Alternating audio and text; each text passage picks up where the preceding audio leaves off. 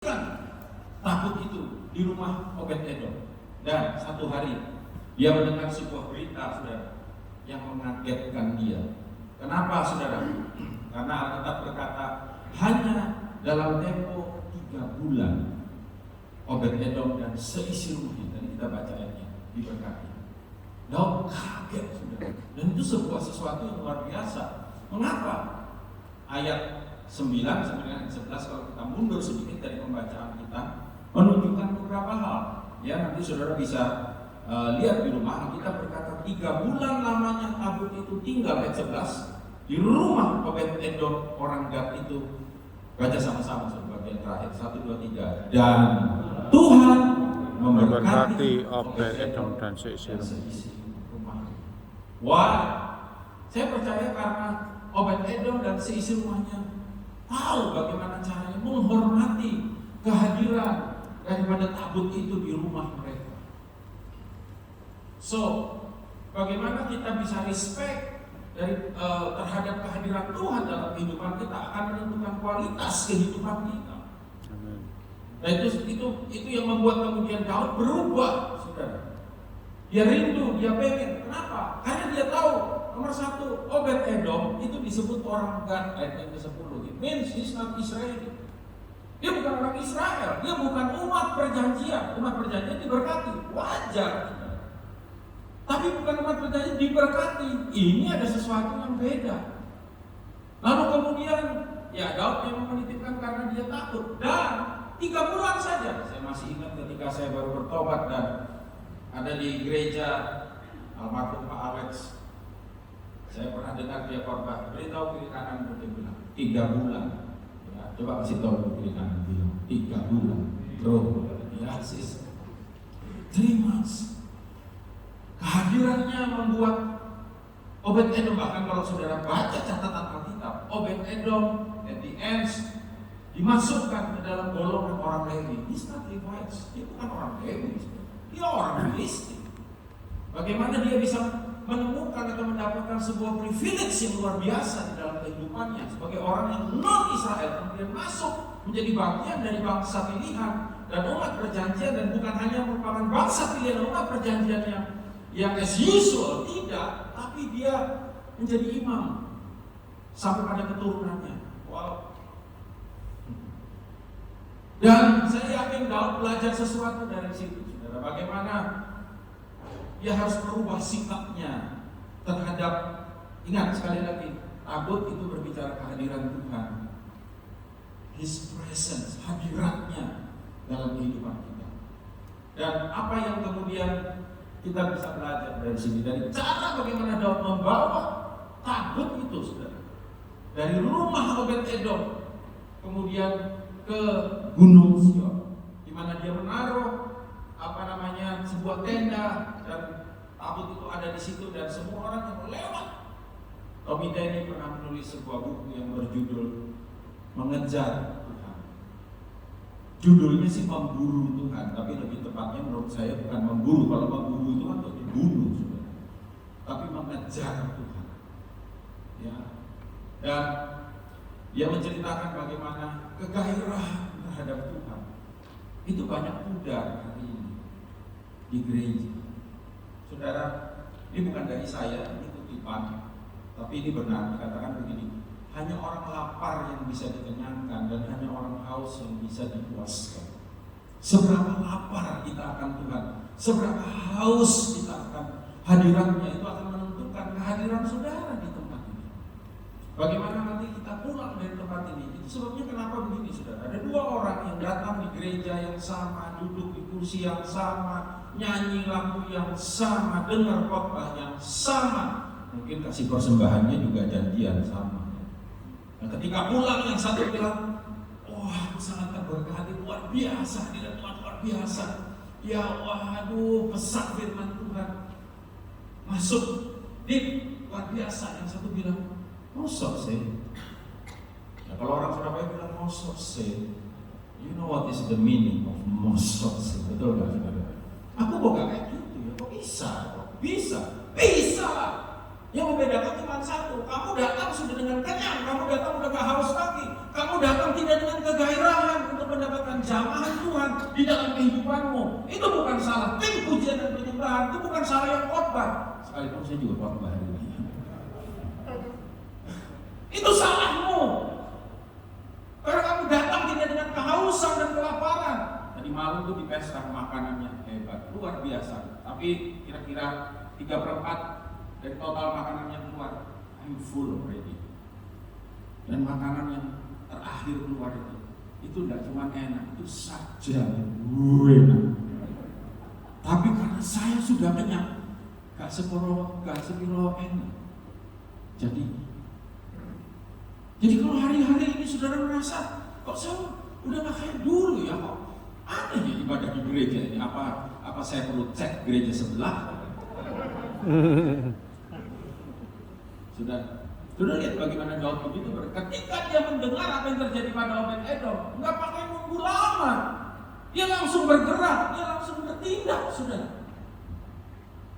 Ada suatu kerinduan yang mendalam, menggambarkan sebuah gairah, ya, excitement akan Tuhan, akan keintiman terhadap Dia.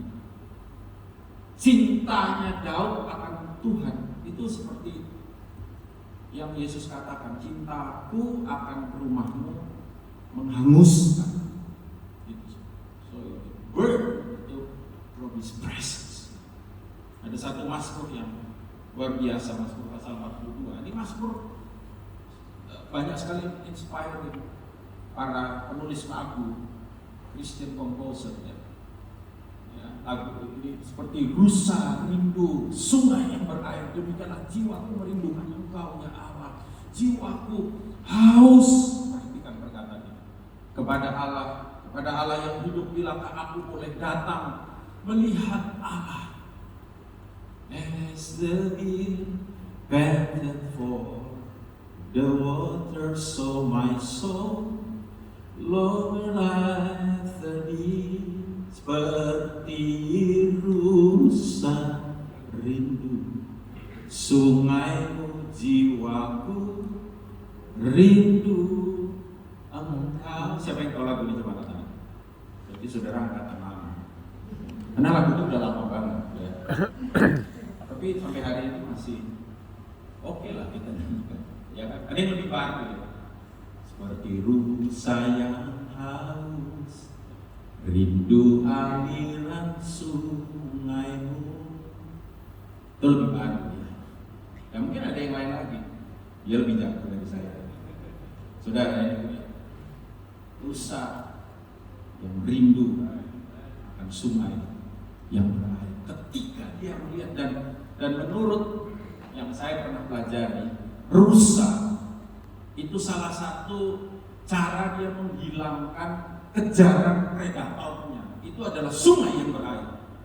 Apa yang dilakukan oleh seekor rusa? Dia lari, dan ketika dia menemukan sungai itu, dia melihat keselamatan ada pada dirinya. Sebab waktu dia terjun ke sungai itu, dia membiarkan sungai itu membawa dia pergi, sementara yang muncul cuma hidungnya. Dia minum dan dia terselamatkan. Sebab once dia masuk ke sungai itu, bau tubuhnya hilang, sehingga predatornya kebingungan. Ketika saudara menenggelamkan diri saudara in His presence, saudara bukan hanya dipuaskan, tapi saudara berkemenangan, dilepaskan daripada yang jahat. Saudara percaya gak hadirat Tuhan bisa mengusir COVID-19? Varian apa? You believe it? You trust it? Saudara percaya itu? Amen. Amin, saudaraku? Amen. Iya. Ya. Dan bagaimana kita menghadirkan hadiratnya dalam kehidupan kita? Kegairahan kita, excitement kita, kehausan dan kelaparan kita. Dan Daud mengerti harga sebuah pengorbanan. Saudara gitu loh, orang kalau cinta itu berkorban apapun itu nggak masalah, ya kan? Yang pernah muda di sini siapa? Yang udah tua siapa? Yang pernah muda pasti pernah jatuh cinta. Ya, saudara makhluk paling sial kalau nggak pernah jatuh cinta. Atau lebih tepatnya bukan falling in love, tapi growing in love. Karena kalau falling is always hurt. Ya kan, ada orang naik motor jatuh, dia nggak berdiri, aduh seger udah lama nggak jatuh, pasti sakit. Oke, growing in love. Kalau sudah pernah in love, gunung akan kudaki, lautan ku seberangi, api ku terjang. Tapi kalau nggak cinta, gerimis aja alasannya macam-macam. Dan kita lihat bagaimana pengorbanan daripada Daud karena cintanya akan Tuhan. Saya nggak pernah hitung dari rumahnya Obed-Edom sampai ke Yerusalem itu berapa kilometer, berapa mil. Saya nggak pernah hitung, tapi saya yakin cukup jauh. Dan lihat korban yang dibuat. Daud tahu arti the sacrifice of praise. Kalau kita mau terapkan di zaman kita ini, saudara, setiap 6 langkah seekor lembu, seekor anak lembu gemukan. 6 langkah itu nggak banyak, saudara. Itu banyak, bro. Potong itu, bayangkan saudara, imam yang bajunya putih, kain-kainan itu sampai di Yerusalem merah semua karena darah. Dan itulah yang dilakukan Yesus buat saudara dan saya, dari ujung kepala sampai ujung kaki, darah semua. Because He loves us so much. Karena kasihnya kepada saudara dan saya. Dan itu yang dilakukan oleh Daud. Dan saya percaya sampai hari ini, saya lahir, maksudnya lahir secara rohani, bertobat, itu di tengah-tengah kegerakan pujian dan penyembahan. Dan saudara, ada kuasa di dalam pujian. Amin, saudara. Ada kuasa di dalam penyembahan. Saya baru bertobat, bergabung dengan pelayanan anak muda di gereja kami, dan saya langsung diajak pelayanan. Dan pelayanannya ngeri lagi, pelayanan kelepasan. Iya. Dan saudara, dalam beberapa kesempatan, dalam beberapa case, udah ditengking-tengkingnya itu pakai bahasa Jawa, bahasa Indonesia, bahasa Inggris, bahasa Ibrani itu nggak ada karena nggak bisa kita, nggak keluar setan. Satu kali oleh informasi seorang oma, dia ingin kita kunjungi cucunya yang karena putus cinta lalu hilang ingatan. Saudara, ini bukan cerita sinetron atau drakor, tidak. Ini nyata, saudara. Jadi kita saat beberapa teman datang memang dia rada-rada kayak nggak nyambung gitu, duduk doa saudara, dalam nama Yesus Tuhan sentuh hatinya, ya, jamah dia Tuhan dalam nama Yesus. Dia kayak orang ketawa-ketawa lihat kiri, kita hilang akal, habis daya, saudara. Akhirnya satu teman kita nyanyi aja yuk. Kita nggak mesti bikin apa, kita nyanyi aja. Sudahkah kau miliki damai di hatimu? Kita ikut nyanyi semua. Sudahkah kau miliki, dan ini anak gadis, dia duduk di situ. Tadi dia masih miliki, ketawa-ketawa. Pokoknya orang ketawa tanpa alasan itu bahaya. Kalau hari ini sudah tertawa bagus karena ada alasannya, ya. Sudahkah kau miliki sukacita di hidupmu? Hanya Yesus yang sanggup memberikan semua itu. Jadikanlah Dia Raja di hidupmu. Lagunya kok kuno Pak ya? Itu zaman biyen Mas. Sekarang kita nyanyi I love you Lord, for your mercy never fails me. Setannya bilang gua gak ngerti Inggris, serah apa.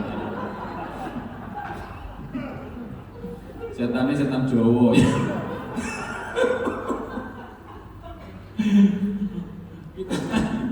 kita nyanyi 2 kali, 3 kali saudara. Apa yang terjadi? Air mata mulai keluar. Kita lihat-lihatan, hari ini nangis. Udah banyak-banyak ini. Hari itu malam itu cut short ya saudara. Dia dibebaskan dari stresnya, dia dibebaskan dari lupa ingatannya. Malam itu juga dia disembuhkan jiwanya oleh Tuhan, dan dia dibawa kepada Tuhan, dia dibaptis, dia bersaksi. Luar biasa, saya percaya ada kuasa dalam pujian. Amin saudara. Haleluya. Ini ada satu Kisah Para Rasul 16 ayat 24 sampai 26 sesuai dengan perintah. Jadi gini nih saudara, Paulus dan Silas ada di satu daerah dan ketika dia memberitakan ini diikuti oleh seorang perempuan yang dirasuk roh tenung. Dan perempuan ini dikaryakan oleh bosnya untuk apa? Memberikan ramalan-ramalan. Dan berhari-hari wanita ini mengganggu Paulus dan Silas, jengkel Paulus sama Silas. Maka mereka melakukan pelayanan pelepasan, deliverance ministry. Ya, ditengking, rohnya keluar, marah bosnya, dilaporkan, dan Paulus dan Silas disesat, singkat cerita, dimasukkan ke penjara, bukan penjara biasa, penjara yang paling dalam. Nih, sesuai dengan perintah itu, kepala penjara memasukkan mereka ke ruang penjara yang paling tengah dan membelenggu kaki mereka dengan pasungan yang kuat. Baca ayat 25 sama-sama ya, keras ya. 1, 2, 3. Tetapi kira-kira tengah malam, oke? Ya, bukan siang hari bolong, enggak. Tengah malam, habis dipukulin, kemudian dirantai, dimasukkan. Saudaraku, di tengah malam, saya yakin Paulus dan Silas gak minum konstan atau another painkiller. Sakit. Dan saudaraku, apa yang mereka lakukan? Mereka gak bilang, Pak Silas bilang makanya bro, ojo gaya, ya tengkingnya gini akibatnya. Aku melok soro gara-gara kamu. Kalau zaman modern habis deliverance ministry kita diajak ke resto makan enak. Tapi zaman dulu enggak, saudara. Zaman ini zaman penuh anugerah memang hari ini. Orang salah nubuat aja, itu masih diajak makan. Iya. Anyway, nah saudara, apa yang terjadi? Ya kita baca lagi ya. Tetapi kira-kira tengah malam waktu itu Paulus dan Silas apa? Berdoa dan menyanyikan puji-pujian kepada Allah. Dan orang-orang hukuman lain mendengarkan mereka. Saya yakin mereka ngomel-ngomel, nggak bisa tidur. Akan tetapi apa saudara? Terjadilah gempa bumi yang hebat sehingga sendi-sendi penjara itu goyah, dan seketika itu juga terbukalah semua pintu dan terlepaslah semua belenggu mereka semua.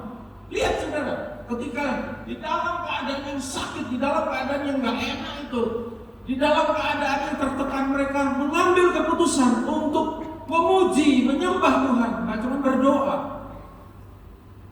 Kuasa Tuhan menggoncang tempat itu. Saya percaya sampai hari ini kebenaran ini bisa diterapkan kepada aku. Ada berapa banyak anak Tuhan, ada berapa banyak orang percaya yang terbelenggu kehidupannya. Tadi pagi saya cerita seorang bapak yang menderita sakit gatal. Saudara, jangan dianggap main-main loh. Kalau gatalnya cuma 1 hari ya nggak apa-apa. Gatal sekujur tubuh itu masalah. Dan datangnya pada jam tertentu. Dan dia mendengar Pak Niko nyotor hati waktu itu. Saya masih baru bertobat belajar saudara di kelas SOM. Ya. Dan Pak Niko bersaksi tentang hal ini. Saya ingat bagaimana dia bilang orang ini belajar bahwa di dalam ujian dan penyembahan ada kuasa, dan malam itu ketika rasa gatal mulai menyerang, dia mengambil keputusan untuk tidak meminum obatnya. Dan sambil dia garuk-garuk tubuhnya, saudara, dia nyanyi dalam nama Yesus, dalam nama Yesus ada kemenangan. Dalam nama, kalau nggak salah saya dengar, nggak tahu benar apa enggak. Itu yang ciptaan lagu Pak Ayer. Ya betul ya, Pak Ayer ya. Saya dengar tuh kesaksiannya, bagaimana di sebuah pulau, nanti terlalu panjang kalau kita cerita. Dan anyway, dia nyanyi, sambil garuknya nggak langsung hilang, saudara. Gatalnya nggak langsung hilang. Dia nyanyi sampai nggak tahu berapa lama dia kecapean. Akhirnya ketiduran dia. Tapi sejak dia bangun, saudaraku, saya percaya sampai hari ini dia tidak pernah menderita sakit itu lagi di dalam kehidupannya. Amin. Amin. Saya nggak tahu keadaan saudara bagaimana hari ini. Kalau saudara lagi masalah keuangan, menyanyilah bahwa Tuhan itu tadi itu kita nyanyi itu lagu betapa baiknya dia. Ya, betapa dia Tuhan yang luar biasa, dia Jehovah Jireh. Saya masih ingat saudara, ketika saya masih berat dalam kehidupan. Dulu kan kalau di sinode kita ada PDP, PDM, PDT ya. Dulu tuh jadi guyonan. Kalau PDP itu Pak, pendapatan pas-pasan. Kalau PDM itu yang kelas menengah. Kalau PDT itu yang tinggi. Enggak, ini bercanda saudara. Sudah tahu kalau saya buka HP saya itu bannernya keluarnya Jehovah Jireh. God is my provider. Tahu itu? Ya, saya percaya, saya memuji Dia. Saya percaya penyediaannya dalam kehidupan saya. Saya percaya pemeliharaannya dalam kehidupan saya. Wah, kalau nggak ada lagu Jehovah Jireh, wah saya paling semangat nyanyinya. Ini siapa? Kok kayak magic Pak ya? Bukan magic. That is faith. Sudah. Itu kuasa, pujian dan penyembahan. Saya punya banyak kesaksian tentang hal ini. Lihat, Mazmur Daud ketika ia ada di mana, saudara? Iya, bukan di mall. Justru Daud dalam keadaan santai jatuh. Ya, saudara baca kitab Mazmur, itu semua puji-pujian yang luar biasa lahir ketika apa? Ketika Daud di padang gurun. Ketika ia di padang gurun Yehuda. Ayat 2, baca lagi 1, 2, 3. Ya Allah, Engkaulah Allahku, aku mencari Engkau, jiwaku haus kepadamu, tubuhku rindu kepadamu seperti tanah yang kering dan tandus tiada berair. Justru di tengah-tengah padang gurun, ini juga ada lagunya kalau nggak salah. Ya. Aku mencari Engkau. Dan kita tahu bagaimana kemenangan demi kemenangan terjadi di dalam kehidupannya. Nggak heran saudaraku, Daud punya gaya hidup ini. Gaya hidup memuliakan Tuhan. Dia memuji dan menyembah Tuhan secara total. Alkitab mencatat bagaimana dia menari-nari di hadapan Tuhan dengan sekuat tenaga. Kalau kita lagi muji Tuhan, kita lagi nyembah Tuhan, kira-kira itu kita kayak apa sih? Saya nggak mau tuduh saudara. You know what you did. Saudara, ketika kita dalam persekutuan, waktu puji-pujian dinyanyikan, dinaikkan, kadang-kadang waktu kita nyembah Tuhan, kita bisa sambil main HP. Ini memang gangguan zaman sekarang. Kita memuji, kita menyembah Tuhan, kita bisa sambil toleh-toleh lihat kiri kanan. Saudara, Tuhan mau kita apa? Fokus. Itu pujian dan penyembahan yang didedikasikan bagi Sang Raja. Coba ya kalau hari ini tiba-tiba misalkan Pak Jokowi berkenan hadir di ibadah ini, saya yakin pasti saudara fokus. Tahukah saudara bahwa yang datang di tempat ini adalah King of Kings and Lord of Lords. Saudara, audiens di tempat ini cuma satu. The only audience in this room is not you, bukan saudara, dan bukan juga yang ada di sini, but our King, Raja kita, Tuhan kita, dan Dia pantas untuk dipuji dan disembah. Amin, saudara. Dia pantas untuk melihat bagaimana attitude kita terhadap Dia. Sama kayak orang tua waktu dia berikan sesuatu untuk anaknya, dia expect anaknya menunjukkan apa, saudara? Respon yang benar, betul nggak? Pak, terima kasih Pak. Itu orang tua tuh senang, saudara. Tapi coba kalau anaknya cuek, ya Tony gitu misalkan, Ton, apa bawaannya ini loh, martabak kesukaanmu, taruh aja di situ Pak. Saya mau tahu kira-kira saudara gimana? Oh kurang ajar, nggak tahu kok namanya. Saudara ngerti maksud saya? Apa yang Tuhan sudah lakukan kepada kita sepanjang minggu ini? Bagaimana kita bisa fokus kepada Dia, menjadikan Dia yang saudaraku fokus utama buat kita lewat ibadah, lewat segala sesuatu yang kita lakukan. Dan Daud ngerti saudara bagaimana dia berbagi berkat. Saudara, tadi pagi saya bilang sebagaimana rasa lapar, rasa kantuk itu bisa menular. Ya, dulu ibadah kita kan ini duduknya sekarang dikasih jarak. Kalau dulu kan enggak ya. Pernah nggak saudara lagi ibadah, teman kita bilang gini, oh kok lu ini? Makan soto enak. Saudara itu nggak lapar mestinya. Tapi gara-gara dia ngomong gitu, udah lama sudah bilang gini, aku ya lu ini. Betul nggak saudara? Betul nggak? Ya, dan ini fenomena aneh, percayalah. Ayo prinsip. Saya perhatikan, ini paling ngeri kalau untuk mengkhotbah ya. Karena ketika dia lagi khotbah, terus ada satu yang bahasa Inggrisnya akor. Ada satu aneh itu, bentar lagi belakangnya juga, bentar lagi sebelahnya. 30 menit gelap ruangan. Demikian juga dengan sukacita. Sukacita bisa ditularkan.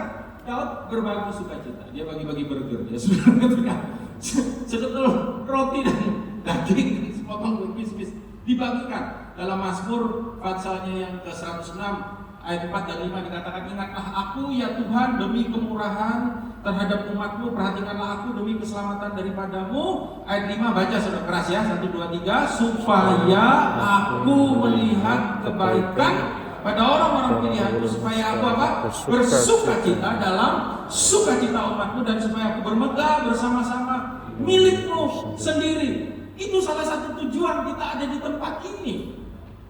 Ingat tadi saya bilang saudara, satu-satunya yang kita senangkan, satu-satunya yang kita muliakan, satu-satunya yang jadi fokus even waktu saya sedang berkhotbah ini, saya menyenangkan dia, memuliakan dia. Itu tujuan kita ada di tempat ini, supaya ketika kita pulang dari tempat ini, kita gak sama lagi saudara. Karena lawatannya dan karena jamaahnya dalam kehidupan kita. Tetapi sementara kita ada di sini, impartasi saudara, sukacita, impartasi damai sejahtera. Impartasi lewat apa saudara? Lewat ekspresi. Saudara baca di Alkitab ada banyak ayat, kita nggak punya waktu. Ada banyak ayat bagaimana ekspresi orang di dalam puji Tuhan. Bertepuk tangan, mengangkat tangan, berlutut, itu ada ditulis saudara di dalam Alkitab. Tapi kan kita orang modern ini jahilnya minta ampun. Ya, kita kadang-kadang orang Kristen lebih ekspresif di lapangan bola, apalagi sekarang lagi Euro. Aduh, saudara-saudara kalau nonton bola, waduh, tim unggulan saudara yang lagi main ya saudaraku, yang jelas bukan Jerman aneh ya, masukin gol ke gawang sendiri. Mungkin tim saudara Belanda atau Prancis atau saudara, ketika kemenangan terjadi pada tim favorit saudara, saudara itu ada di rumah sendirian lagi sambil makan kacang, tiba-tiba ya! Saudara di gereja, raja dan sekarang hadir di sini, saudara pul aja tuh. Allah tahu. Coba saudara. Jadi Tuhan bilang, oh gitu ya caranya. Ini nggak ngancam, menyampaikan isi hati Tuhan. Sampai semua leader harus dorong saudara-saudara, angkat tangan saudara. Bagi yang punya tangan, mari kita bergoyang saudara, ke kiri, ke kanan, ke depan, ke belakang. Kadang semua leader itu frustasi saudara. Aduh Pak, saya udah setengah mati udah. Habis itu pulang dia dicela lagi, ujian yang angkat. Belas angkat. Kuliah suruh itu loh saudara. Maka tadi saya di depan bilang, yang masalah bukan yang di sini, yang masalah itu awakmu bro. The last but not least, Daud menghormati Tuhan di atas kehormatan pribadinya. Mikal bilang, kamu ini benar-benar gak pantas kamu itu raja. Kamu memanjang dirimu, tidak, ini hiperbola bahasanya. Daud gak telanjang kok, dia pakai baju imam. Dan itu memang sudah sepantasnya, karena di situ ada raja yang lain. Di satu tempat nggak boleh ada dua raja. Di situ ada raja yang lain, and the only king in that area God himself. Dia pakai baju imam, baju pelayan. Saudara, dan saya percaya itulah yang kemudian mengertinya Daud akan isi hati Tuhan, itu yang membuat dia mendapatkan sebuah title yang luar biasa dalam kehidupan. Saya yakin kita semua mau seperti dia, the man after his own heart, orang yang berkenan di hati Tuhan. Daud itu tahu gimana caranya ngambil hatinya Tuhan.